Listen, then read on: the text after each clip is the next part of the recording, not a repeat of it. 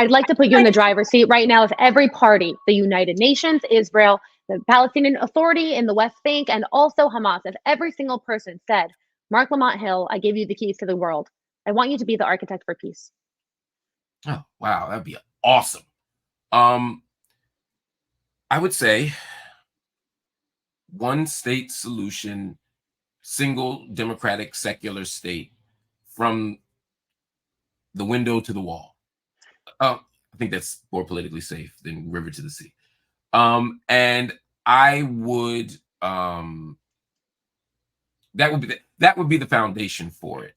I could get more granular and specific because I do think that we have to be mindful of the history of Jew hate and the history of pogroms, the history of genocide around the world. And so even in a secular democratic state that is not a Jewish state, that is not an ethno state of any sort, I still would want provisions, a kind of intentionality around refugee status for Jews around the globe. So I would not have a department of our Ministry of Aliyah. I would not say that any Jew anywhere can just come and become a citizen in this place any more than anyone else could. But I would not ignore. I would have provisions, constitutional provisions, to protect Jews around the world. I would also have constitutional provisions to make sure that anyone who has been expelled has the right to return. And I'm using return in a very specific way because I don't want you to hear, well, why can Palestinians return and Jews not? I mean return if you literally have a land claim, not return in the sense of like next year in Jerusalem, or the sense of, I feel connected to Palestine and I feel Arab, or I am biologically, genetically, familially connected. I'm not talking about that. That's again, that's a weed level conversation that I think the people there have to have. What I am focused on is making sure that the Jews are safe and protected around the world, but that Palestinians are not only no longer dispossessed, but have what was taken from them restored, but that everybody live in safety, self-determination, and dignity. I think that's I think that's necessary. And to me, so that can only happen. I agree. And of course, there's a lot of issues I could point out on the Israeli side about security, about trust. I could point out all of those issues, but I want to continue with this hypothetical because I want you to understand the reason why this doesn't work. The reason why this doesn't work is because you're forgetting that Gaza, the way it currently operates under Hamas, operates under Sharia law. So when you even say a single democratic state, secular democratic state, that's counterfactual to the wants and wishes and to the fight that is happening, that Hamas is pushing forward, and that the people of Gaza want. That's also counter to Israel being a Jewish ethno state. Yeah, sure, it is counter, but most of Israel is secular Israelis. You have the ultra-religious pockets, sure. But if you walk through Tel Aviv and you tell them like, hey, we're going to be a Jewish religious ethno state, and now there's not going to be any public transportation at all on Saturdays, which already there isn't. But, now, for example, you're going to have to dress mute. You can't wear bikinis when you're in Tel Aviv. They're going to be like, hard no, we don't want this. We'd rather have this weird mess balagan than to have religion imposed on us, even if it's our own religion. So when you say secular state, religion, I think that's the point. I think that's where a lot of the West gets this wrong. What makes Israel a Jewish ethno state is not an adherence. It's not practice. I know it's and so I'm not talking about that. I don't just mean religious law. I'm saying Jewish, and I'm not telling you anything you don't know. But it's more for the audience's benefit. The identity of a Jew is not just a religious identity; it's a national identity. It's an ethnic identity, and so it's not enough to simply say that we're not going to have there's no Israeli constitution, but we're not going to have basic laws or any other kind of government structure that's reflective of like halakha. That's cool, right? But the very premise and formation of the government prioritizes a certain ethnic identity, a Jew as ethnic identity. And that by definition marginalizes or deprioritizes everybody else. And so in the same way that I'm saying that just to say that, so in the same way that right now, my vision of peace runs counter to how the Gaza Strip runs, my vision of peace also runs counter right now to how Israel runs. So yes, except you're talking about prioritizing, which I appreciate that language because that's more accurate, but Israel isn't opposed to having non-Jewish people live in Israel. It's not like if you try to move to Israel and become an Israeli citizen as a non-Jew, they'll deny you. That's not how it works. That's not how it works. non-Jews can still become citizens of Israel, and that's a fact. Can You be. do not. They Yeah. can be. And the same way the Palestinians can get permits to build in Jerusalem, but they don't get approved. If you look at, for Yes instance, and no. Yes and no. And I'm sure that we can find no, again, we can granular really this. small, Adela. I mean, Sure, but the current again.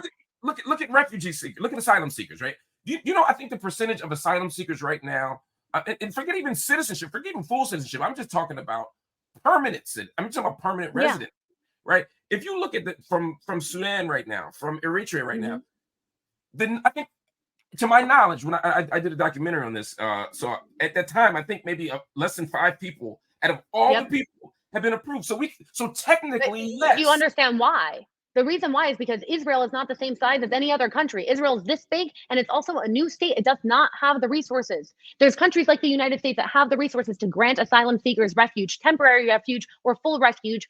Being what it is, there is an infrastructure. There's a physical space. There's a capacity. Again, that's where you use the word priority. It's where you use the word priority.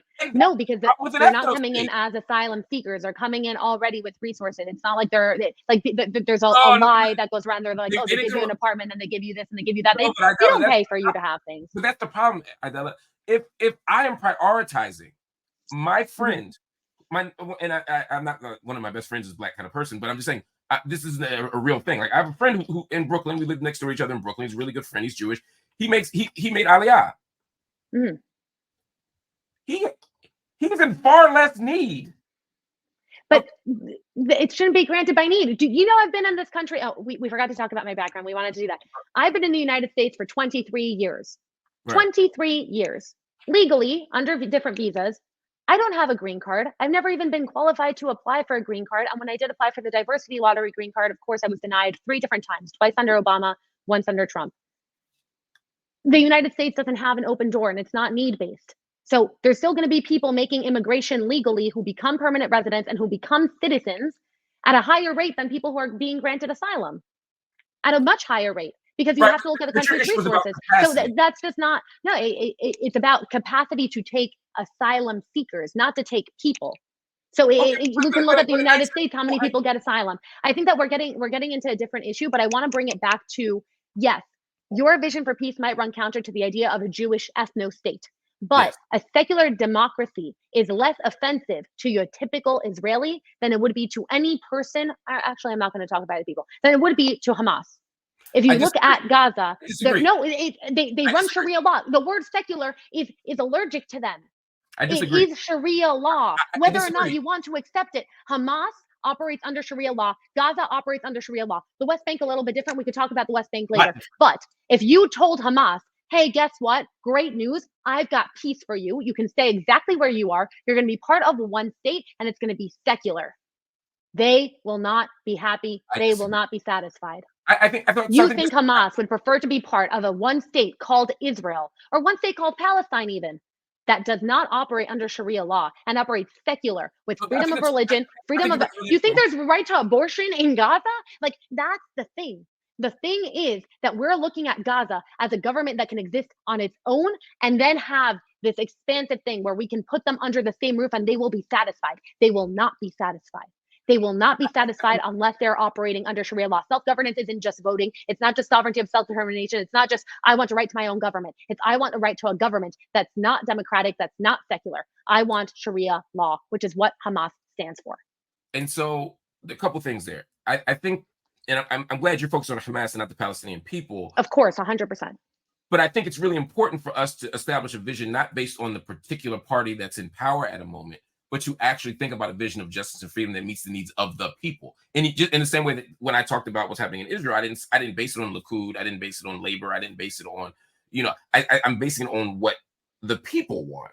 So that's the first thing. Second, I think that, again, that argument feels disingenuous to me, not from you, but from, because I think you mean that, but from the Israeli government, because they have always looked at whatever Palestinian leadership structure, whether it's secular or religious, they've always looked at it and said that we would love to give you people freedom if you weren't represented by them.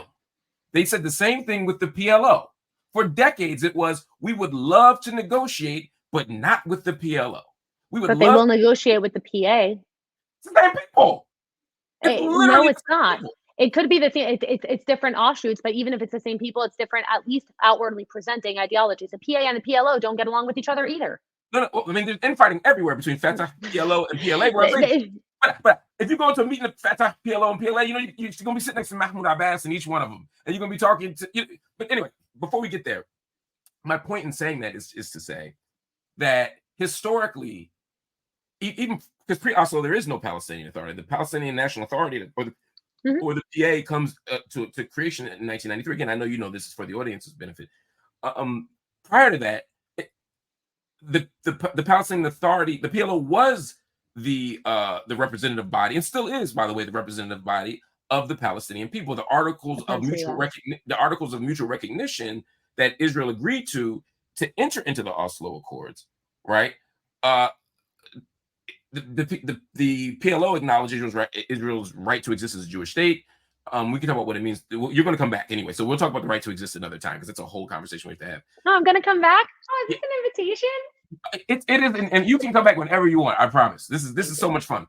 I literally had 4 other stories that I can't even get to, because I love talking to you this much, and I mean that sincerely. But my point is, the letter of recognition from the other side was that the Palestinian Liberation Organization was the sole representative body of the Palestinian people. From 1968 until that moment, Israel had said we won't negotiate with the PLO. We won't. They're unreasonable. They're violent. They're not a legitimate democracy-seeking organization. All of the things, right? We will never negotiate with the PFLP. We will never negotiate with. And so there's always a reason to not negotiate with whoever Palestinians elect. So I don't accept that the only reason they won't negotiate with Hamas, because even in 2005, when Hamas emerges as a national liberation organization, before the first Qassam rocket is sent, Israel is still not willing to negotiate with the Palestinian, with Hamas. Now, you could argue it's because it emerges out of the Muslim Brotherhood and because there's tensions that emerge out of Egypt. I mean, there's a nuanced, long-standing conversation we can have about this. But at the core, it's not about Hamas's ideology. It's about the fact that Israel has never been willing to accept Palestinian leadership. And the only Palestinian leadership it embraces is the one that it can co-opt and control, which is what you see with. Well, I would disagree, and I would rephrase that: the only Palestinian leadership it accepts is the one that isn't seeking to destroy it.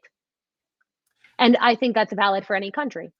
So, for example, if you have people, no, think about it. If you have people who are running around saying, "Let's flip the table, let's flip the table, let's flip the table," and they explicitly say, "If you give us a seat at the table so we could talk to you about flipping the table, our goal is to flip the table." If your goal is to keep the table on the ground, you're not giving them a seat at the table. So it's one of those things that if there was a Palestinian Authority, which now there is, the PA, that's willing to negotiate, and now the PLO recognizing Israel's right to exist, like, again, that we're talking at the floor, then you can start discussions. But like exactly your words was, when Hamas was elected as a liberation organization, they were elected in order to overthrow the state of Israel. No, it's in the occupation. I mean, a liberation organization. And they got occupation of what? Because at that point, there was no occupation over Gaza. At that point, Israel had agreed to unilaterally disengage. But it's a national liberation organization. First of all, the PLO exactly is national. So if you're looking at national, what's in the middle is Israel. Hamas was elected as a national liberation organization in order to usurp the existing state of Israel. Israel will not negotiate with Hamas. Well, that's why the rockets. If it was just about the border, they would have launched an attack just against the border. The Hamas rockets that were launched after its 2005 rise to power were to mainland Israel. October 7th was to mainland Israel. All of this is exactly what we started here. We started at the same point of national liberation. Well, what do you mean by a free Palestine from the river to the sea? Because at that point, Israel ceases to exist. And if Israel right now holds the cards, Israel's not going to give up its